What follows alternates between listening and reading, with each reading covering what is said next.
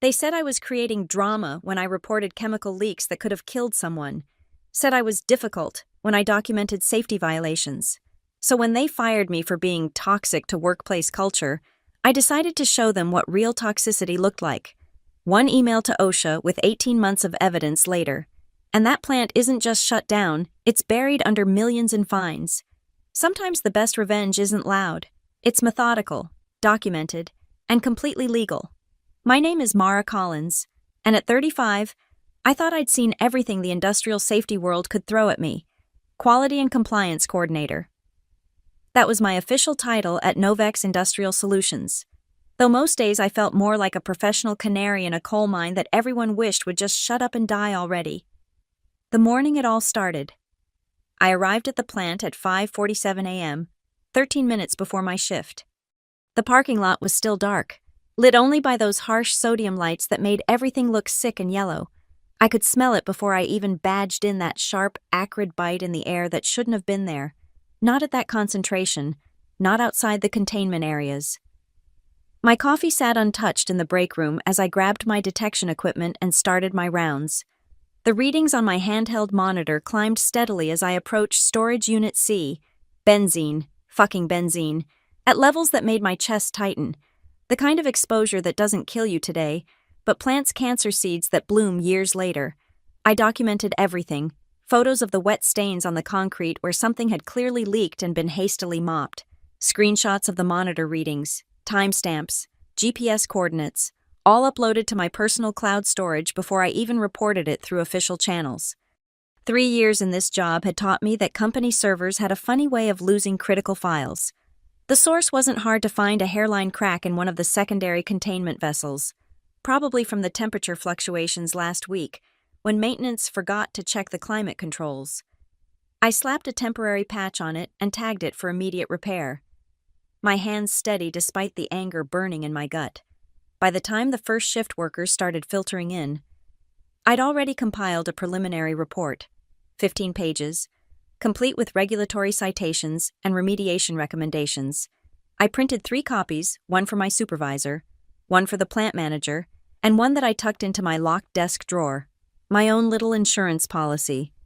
"Morning, Mara," called out Leah Chen from QA as she passed my office. She was young, maybe 25, still had that brightness in her eyes that this place hadn't crushed yet. "You're here early." "A chemical leak in storage." "See," I said, not looking up from my screen. "Benzene." I caught her reflection in my monitor, the way her face went pale. The quick glance toward the door like she was calculating escape routes. Smart girl. "Did you—" "Already patched and reported. Meeting at 8 to discuss." She nodded and hurried away. I didn't blame her. In this place, being too close to the messenger usually meant getting shot too. I spent the next hour updating my personal documentation system, a sprawling database I'd built over 18 months. Every incident, every ignored report, every Band-Aid fix slapped over a systemic problem. 124 separate entries, over 300 photos, a paper trail that could have been a highway to federal prison for the right executives. But I wasn't building a case. Not then. I was just doing my job, protecting my ass, and trying to sleep at night knowing I'd done everything I could to keep people safe. That's what I told myself. Anyway, as I added entry number 125, critical benzene leak, storage unit C, temporary containment implemented, permanent repair pending. The coffee was cold by the time I finally took a sip.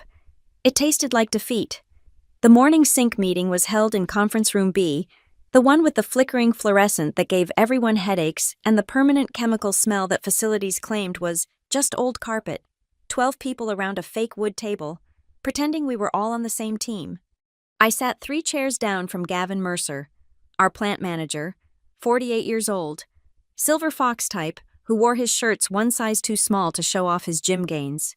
He had this way of smiling that never reached his eyes, like a shark who'd learned to mimic human expressions but couldn't quite nail the warmth part. "All right, people, let's make this quick," Gavin said, clicking through his PowerPoint with the enthusiasm of someone reading a grocery list. "Production's up 7% from last quarter. Good job. Everyone, safety incidents are down." "Actually," I interrupted, sliding my report across the table, We need to discuss the storage unit C situation. The room went silent. That special kind of quiet that happens when everyone suddenly finds their phones fascinating. Only Leah, sitting across from me, met my eyes. Her expression screamed, "Please don't drag me into this." Gavin's smile tightened. "What situation would that be?" "Mara." "The benzene leak I discovered this morning. Levels were at 15 ppm in the immediate area. OSHA's permissible exposure limit is 1 ppm. We need to evacuate that section and—" "You patched it, right?" His tone was casual. But I caught the edge underneath. "A temporary fix, yes, but the root cause is systematic failure in our—" "So it's handled." He flipped to the next slide without looking at my report. "Moving on, quarterly reviews are coming up." I felt heat crawl up my neck.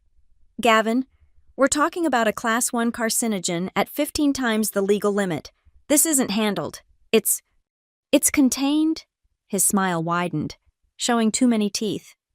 "Thanks to your diligence, we'll have maintenance look at it when they get a chance. Now, about those reviews." My hands clenched under the table. Around me, 11 cowards studied their notebooks like they contained the secrets of the universe. Even Brad from operations, who usually backed me up, was suddenly fascinated by his coffee cup. "When they get a chance," I kept my voice level, professional. "We have workers walking through that area every 30 minutes. The vapor pressure at current temperatures means—" "Mara." Gavin's voice dropped, that fake warmth evaporating.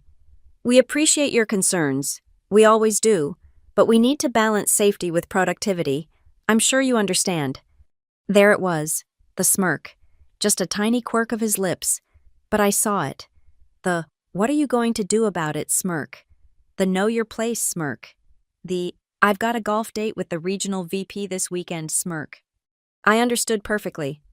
"Of course," I said, pulling my report back across the table. "Balance." The rest of the meeting blurred past. Productivity metrics, efficiency reports, all the numbers that mattered to corporate while benzene seeped through a half-assed patch job 50 feet from where people ate their lunch. As everyone filed out, Gavin caught my elbow. "Mara, a word." I waited while the room emptied, noting how quickly everyone scattered.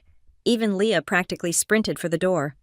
"You're good at your job," he said, his voice low and confidential. "Maybe too good. You see problems everywhere." "I see problems where problems exist." "Do you—" He leaned against the table, casual as a snake. "Or do you see opportunities to make yourself indispensable to justify your position?" My mouth went dry. "Are you suggesting I'm fabricating safety violations?" "I'm suggesting," he said, straightening his too-tight shirt, "that sometimes a little leak isn't worth shutting down a whole operation. Sometimes the cure is worse than the disease. Sometimes people who can't see the bigger picture find themselves struggling to fit into the team dynamic." He left me standing there, staring at the scattered papers on the table. My report sat abandoned at my seat, its 15 pages of evidence as useful as toilet paper in this place.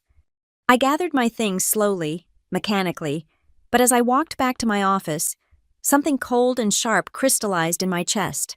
Not fear, not even anger anymore, just clarity. They didn't want safety. They wanted the appearance of safety. They wanted someone to file the reports that would cover their asses if OSHA came knocking, but not someone who'd actually rock the boat. Well, I'd been documenting everything for 18 months. Maybe it was time to show them what rocking the boat really looked like. 3 days later, the inevitable happened. Tommy Reeves from Line 3 was rushing to meet quota when he slipped on a wet spot near Storage Unit C, the same area I'd flagged. The same leak that was supposedly handled. His boot dissolved where the concentrated acid had pooled, and only his steel-toed protection saved him from losing half his foot. The screaming echoed through the plant for a full minute before someone thought to call medical. I was documenting the incident when my desk phone rang. "Mara, could you pop by my office for a quick chat?" Stella Mayfield's voice was honey-sweet, the kind of tone HR uses when they're about to fuck you over with a smile. Stella's office was everything mine wasn't: potted plants, motivational posters, a diffuser pumping lavender-scented lies into the air.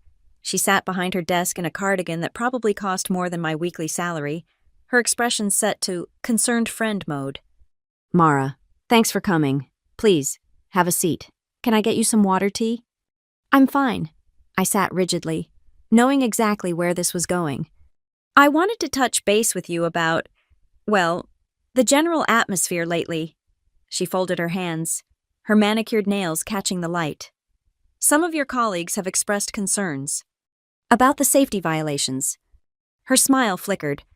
About your approach to teamwork, collaboration, the Novex family spirit? I almost laughed. Family, right. The kind of family that poisons you slowly and tells you it's love. I see. And which colleagues would those be? Oh, I can't share specifics, but there's been talk about a certain intensity, a tendency to create drama where simple solutions exist. There it was. Drama. The word they use when you won't shut up and color inside the lines. Drama, I repeated flatly. Is that what we're calling OSHA violations now? Stella's expression shifted, the mask slipping just enough to show the steel underneath. Mara, you're valuable to this organization, but value isn't just about technical skills. It's about fitting into our culture, being a team player. A team player would have reported that leak through proper channels and trusted the system. You did report it, and it was addressed. A temporary patch isn't. Mara, she leaned forward, her voice dropping to that therapist tone HR loves. I need you to hear what I'm saying. Your negativity is affecting morale. People are afraid to bring issues to meetings because they know you'll escalate, turn molehills into mountains. Someone almost lost their foot today. An unfortunate accident that could have happened anywhere. Tom wasn't following proper rushing protocols. Tom was walking through an area that should have been cordoned off for chemical cleanup. She sighed, reaching for a folder on her desk. I'd hoped we could resolve this informally, but I need to document our conversation. This is a verbal warning about your attitude and its impact on workplace harmony. I stared at the form she pushed across the desk. Employee counseling record. The boxes for creates hostile work environment and resistant to feedback were already checked. You want me to sign this? It's just documentation that we had this chat, nothing more. Everything in me wanted to throw it back in her face, to list every violation, every cover-up, every time someone could have died because fixing things properly might slow production. Instead, I picked up her expensive pen and signed my name with deliberate precision. Wonderful, she practically glowed with satisfaction. I'm so glad we could have this healing conversation. Remember, my door is always open if you need to talk about managing your stress levels. We have an excellent employee assistance program. I stood up before she could finish her pitch. Are we done? Of course. Oh, and Mara, moving forward, maybe try to see the positive side of things. Not every situation needs to be a crisis. I made it back to my office before the shaking started. Not fear-rage, pure, crystalline rage at the gaslighting masquerading as concern, at the way they'd turned safety into drama, diligence into difficulty, giving a shit into a personality defect. I pulled up my database. 143 entries now. Tommy's accident made 44 incidents that could have been prevented if anyone listened to my reports. 44 times I'd been the canary in the coal mine, and 44 times they'd wished I would just shut up and die already. My mouse hovered over the folder. Select all, delete, start fresh, play their game, collect my paycheck, and pretend not to notice when people got hurt. Instead, I opened a new spreadsheet, started cross-referencing every incident with its corresponding ignored report, building a timeline that showed pattern and practice, not just isolated events. If they wanted to call me dramatic, maybe it was time to give them a show worth watching. My phone buzzed, a text from an unknown number. Heard about your HR meeting. They're building a case. Watch your back. A friend. I deleted the message and went back to my spreadsheet. If they were building a case against me, they better work fast. Because I'd been building mine for 18 months. That night, I sat at my kitchen table with my laptop open and a glass of wine I wasn't drinking. The cursor blinked at me from a blank email draft, mocking my indecision. Around me. My studio apartment felt smaller than usual, just me, the hum of the refrigerator, and the weight of 124 safety violations documented in excruciating detail. My phone lit up with a message from Jess, my former colleague who'd escaped Novex 6 months ago for a job at a firm that actually gave a damn about keeping people alive. Heard through the grapevine you're having a rough time. OSHA Form 11C. Look it up. Protects whistleblowers from retaliation. Just saying. I stared at the message until the screen went dark. Whistleblower. Such an ugly word for such a necessary thing. It conjured images of snitches and tattletales, not someone trying to prevent the next industrial disaster. I pulled up the form on my laptop. Read through the protections, the processes, the promises that speaking truth to power wouldn't cost you everything. Lies. Probably. Pretty legal lies to make people feel safe about doing the right thing. My evidence folder stared back at me from the desktop. 18.3 gigabytes of photos, emails, reports, and recordings. Every time Gavin had blown off a safety concern, every fraudulent inspection report, every Band-Aid slapped over a gaping wound, the time they'd had us falsify ventilation readings before a client tour, the way they'd buried the report about asbestos in the East Wing. I opened the folder, clicking through image after image. Workers without proper PPE because ordering new equipment would hit the quarterly budget. Chemical containers with fabricated expiration dates.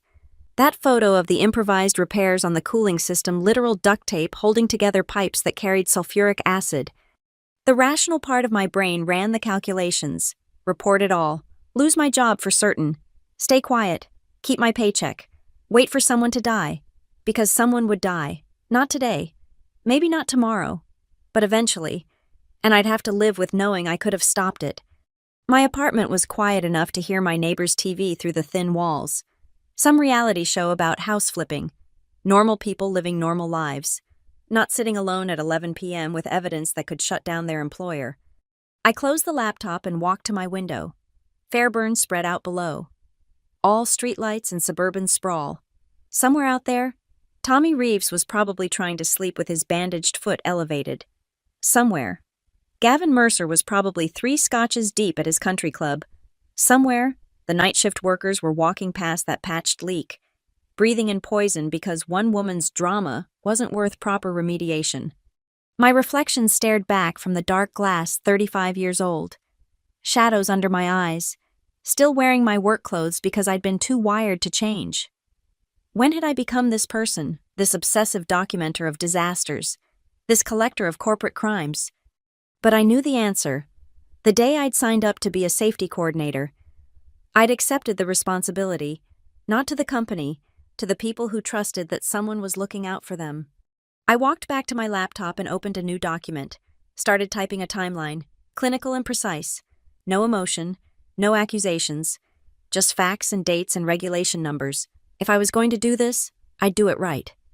My phone buzzed again, the unknown number from earlier. Last chance to play ball, delete everything, and resign quietly. 2-week severance and a neutral reference. Offer expires at midnight. As I looked at the clock. 11:47 p.m.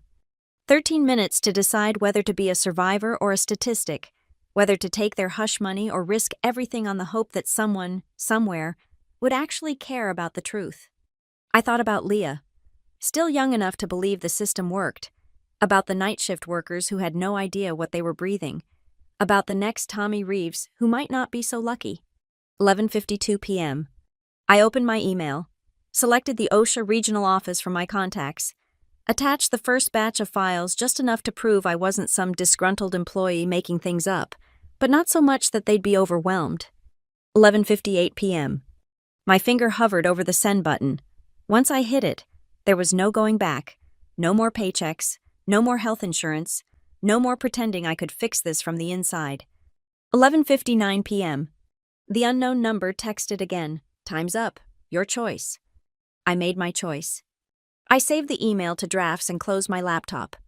Not because I was taking their offer, but because when I finally pulled that trigger, it wouldn't be with some half-measured warning shot. It would be with everything.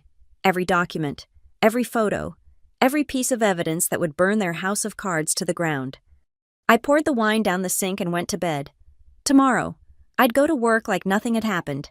I'd smile at Stella, nod at Gavin, document whatever new horrors they'd normalized overnight.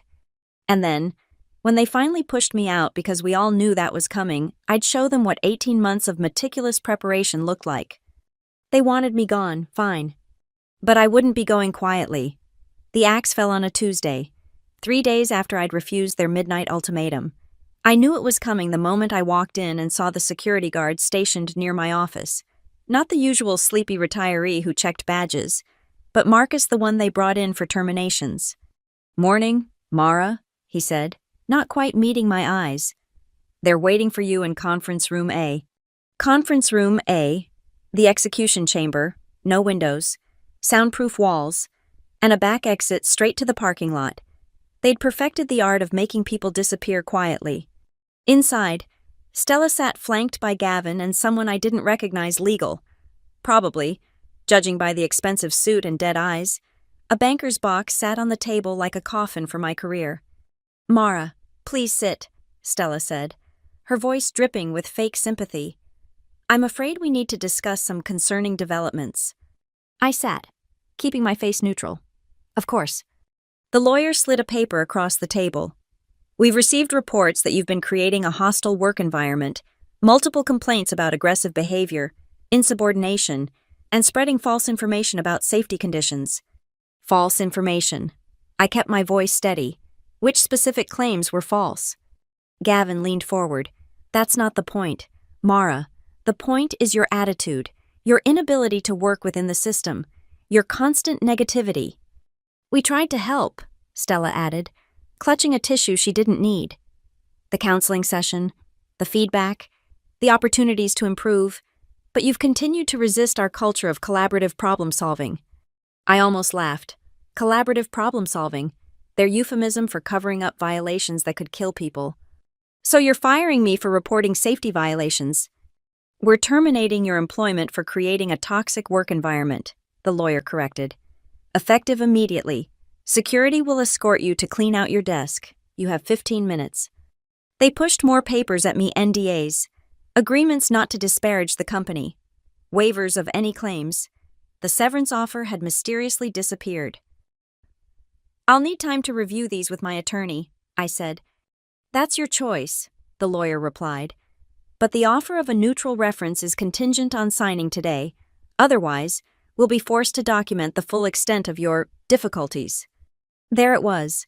Sign their gag order, or they'd blackball me from the industry.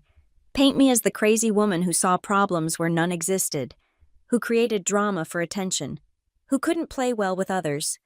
I stood up slowly. "I'll take my chances."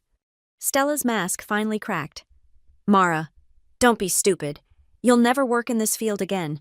We have connections everywhere. One phone call and what?" I met her eyes. "You'll tell them I did my job, that I reported violations, that I tried to keep people safe." "We'll tell them the truth," Gavin said coldly. "That you're impossible to work with, that you're a liability." I smiled then, probably the first genuine smile I'd had in that building in months. "You do that." Marcus walked me to my office in silence. I had one banker's box and 15 minutes to pack up 3 years of my life. I made it count. Personal items went in the box: my coffee mug, my plant, the photo of my sister's kids. Everything else stayed exactly where it was, including the locked drawer with my backup drives. "I'm sorry about this," Marcus said quietly as I packed. "You were one of the good ones." "Still am," I said, sealing the box. "That's why this is happening." He escorted me through the building, past the break room where conversations stopped mid-sentence, past Leah's desk, where she wouldn't look up from her computer. The walk of shame, they probably called it, the price of not playing ball. At my car. Marcus did something unexpected. He shook my hand and palmed me something small. "From a friend," he said, then turned and walked back inside. I waited until I was driving away to look. A USB drive with a post-it note. "They've been deleting files from the server. This is what I could save. Good luck, Jay." I pulled into a parking lot 5 miles away and plugged the drive into my laptop. Emails between Gavin and corporate, discussing how to handle the Mara situation. Documents showing they'd been planning this for weeks, maybe months. Most damning of all, a memo about updating old safety reports to show compliance where none had existed. They weren't just firing me, they were covering their tracks, rewriting history to erase the problems I'd documented. I sat there in my car, unemployed and unstable, according to their version of events. holding evidence of a conspiracy to defraud federal regulators. The smart thing would be to drive home, update my resume, and try to salvage my career somewhere else. Instead, I drove to a FedEx office, printed everything from my personal cloud storage, everything from the USB drive, everything I'd documented over 18 months. By the time I was done, I had 3 boxes of evidence. One for OSHA, one for the EPA, one for my lawyer because I was going to need one. They thought they'd silenced me with their 15-minute eviction. They thought I'd slink away, defeated and discredited. They had no idea what they'd just unleashed. I shipped the boxes with delivery confirmation and walked out into the afternoon sun. Unemployed? Yes. Defeated? No. The war was just beginning, and I had 18 months of ammunition. Back in my apartment, I transformed my kitchen table into a war room, 3 laptops open, external drives lined up like soldiers, every piece of evidence methodically organized into a case that would make a federal prosecutor weep with joy. The anonymous tip about falsified documents had opened a new avenue of attack. I cross-referenced the files from the USB with my original reports, finding discrepancies everywhere. They'd changed dates, altered chemical readings, even forged my signature on reports I'd never seen. My phone buzzed. "They know you took files. Legal action coming. Jay, let them come." What I was building would make their threats look like what they were desperate attempts to silence a witness. I started with the OSHA complaint, not the anonymous checkbox bullshit I'd considered before, but a full formal complaint with my name signed in bold, 18 months of violations condensed into 40 pages of precision strikes. The benzene leaks, with photos showing dates clearly visible on newspapers in the frame. Falsified ventilation reports, complete with emails discussing the cover-up, missing safety equipment, documented across dozens of incidents. Tommy Reeves's accident, with testimony from 3 workers who'd reported the hazard days earlier. But the crown jewel was the systematic fraud. I'd found the pattern in their forgeries. They'd been sloppy, using the same ink color for corrections made months apart, different dates, same pen. I'd photographed the originals before they'd been altered, creating a before and after that would destroy any credibility they had left. At 3 a.m., I was comparing chemical purchase orders with disposal records when I found it. The smoking gun. They'd been buying twice the amount of certain restricted chemicals than they reported using, and the disposal records showed only the reported amounts. Where was the rest going? I dug deeper, correlating dates with production schedules. The extra chemicals aligned with off-the-books production runs. They were manufacturing products without proper permits, without safety protocols, without environmental controls. And I had the receipts, literally. My hands shook as I added this to the report. This wasn't just safety violations anymore. This was criminal conspiracy, environmental crimes, fraud on a scale that would bring federal agencies running. I uploaded everything to multiple cloud services, encrypted copies to offshore servers, and even mailed physical drives to my sister in Oregon with instructions not to open them unless something happened to me. Paranoid, maybe. But I'd learned that the only thing more dangerous than breaking rules was exposing the people who broke them. By sunrise, I had a masterpiece, not just a complaint, but a roadmap to corporate malfeasance that touched every level of Novex Industries, every claim supported by multiple pieces of evidence, every accusation backed by their own documents. I showered, put on my best suit, the one I'd bought for job interviews. I wouldn't be getting now, and drove to the regional OSHA office. No email this time. I wanted to hand-deliver this bomb and watch their faces when they realized what they were holding. The receptionist tried to give me a complaint form. "I need to speak with a senior investigator," I said. "Tell them I have evidence of imminent danger to worker safety and ongoing criminal fraud." 20 minutes later, I was in a conference room with 2 investigators and a regional director. They started skeptical, another disgruntled employee with an axe to grind. Then I opened the first box. "This is from yesterday," I said, showing them the USB files. "They're currently destroying evidence of safety violations going back years. Every hour we wait, more proof disappears." The older investigator, Rodriguez according to his badge, whistled low when he saw the forged signatures. "You documented all of this yourself." "Every incident, every cover-up, every lie. I've been preparing for this moment for 18 months. I just didn't know it until they fired me." "Why didn't you come forward sooner?" the director asked. I laughed, short and bitter. Would you have believed me, a current employee making accusations without proof? They would have buried me in legal threats and NDAs. But now, I gestured to the boxes. Now I'm just a concerned citizen with evidence of crimes in progress. They spent 3 hours going through everything, asking questions, making copies. When they saw the chemical inventory fraud, the director left the room to make a phone call. He came back looking grim. We're initiating an immediate investigation, he said. With EPA and possibly FBI involvement given the fraud aspects, we'll need you to remain available for follow-up. I'm not going anywhere, I said. Apparently, I have some free time now. Rodriguez walked me out. At the door, he stopped. This is one of the most comprehensive cases I've seen in 20 years. You know there'll be blowback. They already fired me and threatened to destroy my career. What else can they do? He gave me a look that said plenty, but I was beyond caring. I drove home feeling lighter than I had in years. In my apartment, I found an email from Novex's lawyers cease and desist, threats of litigation, the usual scare tactics. I forwarded it to the lawyer I'd retained that morning and poured myself a glass of wine. This time, I drank it. They thought firing me was the end of their problems. They were about to learn it was just the beginning. My phone rang. Unknown number. Ms. Collins, this is Special Agent Martinez with the EPA Criminal Investigation Division. We need to talk about Novex Industries. I smiled. I've been waiting for your call. The raid came at 6:47 a.m. on a Thursday, exactly 2 weeks after I delivered my evidence. I wasn't there to see it, but Jess texted me play-by-play from her car in the parking lot where she'd stationed herself at dawn, knowing this was coming. Holy shit, Mara! 3 OSHA vans, 2 EPA, and I think that's FBI. They're not fucking around. I sat on my couch in pajamas, coffee going cold, refreshing my phone obsessively as her messages poured in. They're evacuating everyone to the parking lot. Gavin just got escorted out. He looks like he's going to puke. Now they're taping off sections. Hazmat team going in. Oh my God. Stella's crying, like actual tears. Marcus is comforting her LMAO. I wanted to feel vindicated.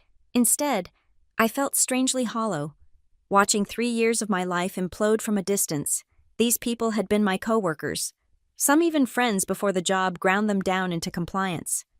My lawyer called. They're seizing everything. Computers, files, chemical samples.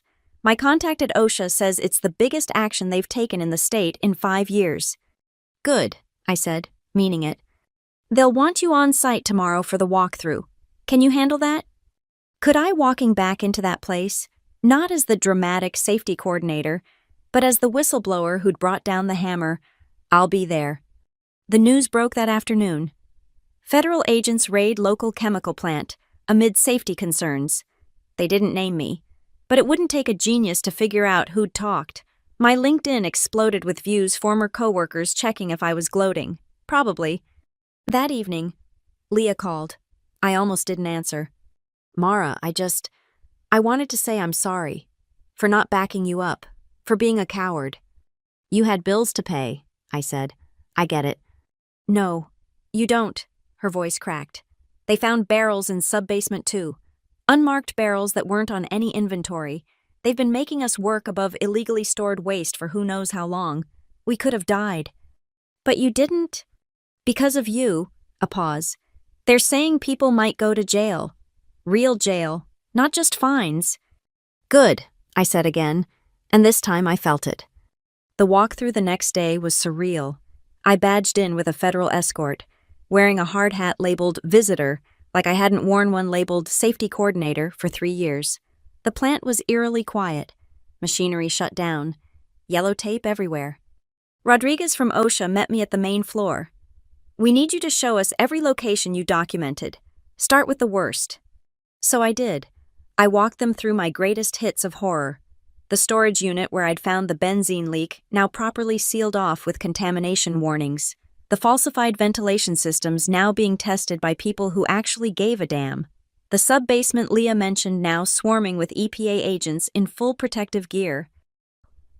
How long do you think this was going on? Rodriguez asked, as we watched them catalog violations. Longer than my 18 months, That's for sure. I found purchase orders going back 5 years that didn't match disposal records. He shook his head. In my experience, when companies are this brazen, it's because they've been getting away with it for decades. We turned a corner and almost ran into Gavin being escorted by 2 FBI agents. He was in the same too-tight shirt, but it was soaked with sweat now. His shark smile had been replaced by something pale and terrified. He saw me and stopped. "You vindictive bitch. You destroyed everything over a few minor—" "Keep walking, Mr. Mercer," one of the agents said, hand on his elbow. But Gavin wasn't done. "You think you won? You'll never work again. I'll make sure—" "Mr. Mercer," the agent said firmly, "I'd strongly advise you to stop talking." They dragged him away, but not before I saw what I'd needed to see. The fear in his eyes, the recognition that his connections, his golf buddies, his good old boy network, none of it would save him from federal charges. We continued the tour. Every violation I'd documented was there, plus dozens more I'd never had access to find. The scale of it was staggering. They hadn't just been cutting corners. They'd been running a chemical plant like a back-alley meth lab with better funding. At the end of the day, Rodriguez walked me to my car. "Preliminary estimates are over 300 violations, some going back 15 years. You might have saved lives, Ms. Collins." "Might have." Given what we found in that sub-basement, definitely saved lives. That stuff was unstable. Another year, maybe 2, and it could have been catastrophic. I sat in my car after he left, looking at the building where I'd spent so many hours fighting windmills. Now those windmills were burning down, and I'd lit the match. My phone buzzed, a text from an unknown number, but I recognized the writing style. "They're saying 50 million in fines minimum. Criminal charges for Gavin. Possibly others. Plant won't reopen for months, if ever. Hope you're happy. Stella." Was I happy? No. Satisfied getting there. I typed back, "I told you it wasn't drama. It was documentation." Then I blocked the number and drove home. Tomorrow there would be more interviews, more walkthroughs, more testimony. But tonight, for the first time in 18 months, I'd sleep without worrying about who might die on my watch. The rain was coming down hard that November afternoon when I drove past Novex for the last time. 6 months had passed since the raid, and the place looked like a ghost town. The parking lot that once held 300 cars was empty except for a security van. The company sign had been removed, leaving only a discolored outline on the building's facade. Yellow caution tape still fluttered from the fence, and official notices plastered the main entrance. Closed by order of the Environmental Protection Agency. I pulled into the gas station across the street, the same one where I used to grab coffee before those 5:47 a.m. shifts. The kid behind the counter recognized me. "Hey, you're the whistleblower lady, right?" I nodded, too tired to deny it. "Man, my uncle worked there for 10 years. He's actually thanking you. Says his lung problems are already getting better since the place shut down." That made it worth it, all of it. The final tally had been brutal $73 million in fines, the largest workplace safety penalty in state history. Gavin Mercer was serving 5 years in federal prison for conspiracy to defraud the government and knowing endangerment of workers. 3 other executives got lesser sentences. Stella Mayfield managed to avoid jail time, but was permanently barred from working in HR after they found she'd helped falsify employee safety training records. The company had declared bankruptcy within a month of the raid. 300 people lost their jobs, including the ones who'd just been trying to make a living. That part still kept me up some nights. But then I'd remember the barrels in the sub-basement, the doctor's report showing early-stage chemical poisoning in 12 workers, the environmental assessment that found contamination spreading toward the local water table. Another year and it would have hit the elementary school's wells 2 miles away. My phone buzzed. Rodriguez from OSHA. "Thought you should know. Just cited another plant for violations based on your documentation methods. You've changed how we investigate these cases." I sat in my car, watching the rain streak down the abandoned building.